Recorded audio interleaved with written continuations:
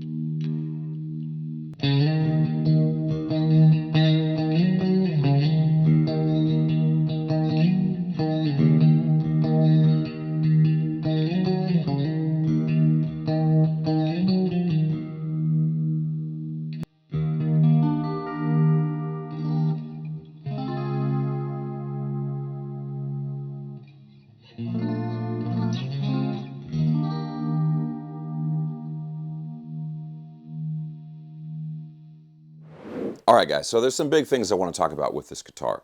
First of all, the playability and the sound, right? Well, out of the box, the playability on this guitar is great. I mean, it's got the rounded ball end frets, stainless steel rounded ball end frets. As I mentioned earlier in the video, Eart, E-A-R-T, this is one of the companies that, of all these new companies making import guitars that you can buy on Amazon and so forth, Eart to me is the most consistent company. The setup is great out of the box. I've made no setup changes to it. All I did was tune it. I stretched the strings a little bit and plugged it in and played it. Now, pickup-wise and sound-wise, I'm really more of a humbucker guy. I've mentioned that many times before. So, as you would expect, I like the bridge pickup tone and the single coils in the neck and middle position. They're okay, you know, but I would rather have like a dual rail, single coil size pickup or just a full-on humbucker. And, you know, while you're at it, just get rid of the middle position pickup. Now, they do have some other variations on this headless model with that pickup arrangement, like a 2 humbuckers. However, they come in different colors. Some of them don't have the pick guard and everything. There's a bunch of variations. I'll have links for all the stuff down in the video description below. But to me, this one was a great combination of a pickup configuration that I like well enough, and also this thing looks awesome. With the pick guard, you know, it's this great blend of traditional style and then modern style with the overall headless design and the body shape. Now, speaking of the body shape, one of the things about this guitar, and a lot of headless guitars in general, is how well they balance. Because you don't have the weight of the headstock up here, there's more weight that's distributed on this side of the guitar, more weight in the body compared to the neck and so forth. These guitars balance really well, and they tend to be lighter in general than a regular guitar.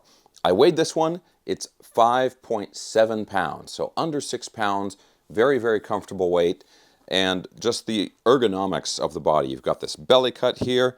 You've got a couple different ways you can hold it sitting down, depending on, you know, what leg you want to put it on and so forth. But, oh, you also have the curve here for your arm to go across when you're picking. But just, yeah, it's just a super comfortable guitar, and it balances well, keeps the neck up, it keeps it in a good position for good hand technique, so you're not always holding the neck up and you don't end up with your thumb over the top of the neck, anything like that. Nice proper shred technique, right, with the thumb behind the neck, get nice wide stretches. All that stuff, this guitar is really designed for that. And that brings me to the other thing that I wanted to talk about with headless guitars, right? Headless guitars have become associated with particular styles of music. And I think it's really mostly associated, or most closely associated, with djent, or the sort of metal, modern metal fusion instrumental guitar that we hear so much. And the thing is, you don't need a headless guitar to play that stuff. You can make the arguments like I just did, that these guitars are well suited for very technical playing, but it's not a make or break thing. You can play that kind of music with a standard guitar with the regular headstock, and of course you could use one of these guitars, a headless guitar, to play blues or, you know, some really simple style of music or something, you know, play your 38 special covers. But if you went to a bar and you saw a cover band playing 38 special and the guitarist was using this, you'd look at that and you'd think, huh, that's weird. When's he going to do the shred fusion that it looks like that guitar should be playing? Headless guitars have become a way for guitar players to visually announce that they belong to a certain group. In the same way that fans of music will wear particular clothing styles to visually announce or visually say to everybody that, hey, I'm a fan of this style of music. Some examples would be like the Black Label Society guys, where everybody dresses up as a biker, right, and then they go to the concert. Or maybe like the Battle Jackets for all the thrash bands. There was something really funny that happened to me recently. I was at an event, and this had nothing to do with music. It was like a historical presentation, right? And there was somebody there in the audience. It was a woman, and she was wearing like a thrash battle jacket, right? With all the patches and everything, right? Not a vest, but the jacket. And I thought, wow, that's, you know, it's a metalhead here, you know, watching this historical presentation. That's kind of interesting. And then I looked closely, and all the patches on the jacket were like military patches and like Apollo moon landing patches and stuff. They weren't band patches. So she had created the jacket in the same style, but she'd used it to cover a completely different topic. Anyway, headless guitars have kind of become like that, where if you are a guitarist and you're a fan of particular bands or a particular style of music and you want to play that style, you go and you get a headless guitar to kind of fit in with that group, even though you really don't need a headless guitar for that style. We could probably go on for days about the fascinating psychology of guitar players, but I think we'll leave it there for this video. Okay guys, so the headless Eart GW2P SE in this beautiful kind of eggshell blue with the pickguard, humbucker single arrangement, and yeah, this is one of, I don't know, 10 different variations they have on these headless guitar models. So now there's one other kind of minor thing that I noticed on the Amazon listing, is that they're talking about how they're kind of in the process of changing the string locks up here. So there's two different versions kind of out there right now. And I looked, and I actually, the one I got was the older version. And I guess all they're really doing is it's going from one set screw to two set screws in there. But they made a point to show that on the listing. So if you buy one now, or if you buy one a month from now, you might get a slightly different version up here. And that's nothing to worry about. It's to be expected. Okay guys, so I hope you enjoyed the video. Let me know what you think of all this stuff down in the comment section below, and I will have links for everything I was talking about in the video description. I'll have a link for the guitar. I will also have a link for the Gus G Tonex plugin, which I'm absolutely loving for those heavy modern metal tones, and then also my social media and my YouTube course and all that stuff down in the video description below. Okay guys, thanks a ton for watching. I hope you enjoyed the video. If you did, thumbs up, subscribe if you haven't already, and I'll talk to you very soon.